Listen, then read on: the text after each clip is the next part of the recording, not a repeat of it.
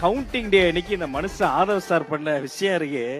எங்கெல்லாம் ஒரே தொகுதி லயோலா கல்லூரியில ஒரு பக்கம் எழும்பூர் பக்கத்திலேயே நம்ம தொகுதி, இன்னொரு பக்கம் நம்ம தலைவர் தொகுதி பெரம்பூர், இன்னொரு பக்கம் கொளத்தூர். கவுண்டிங் போயிட்டே இருக்கு. காலையிலே போயிட்டோம். திக்கு திக்குன்னு இருக்கு. முதல் சுற்று முடிவடையுது. விசில் சத்தம் கேட்கிறது. இரண்டாம் சுற்று முடிகிறது. விசில் சத்தம் கேட்கிறது.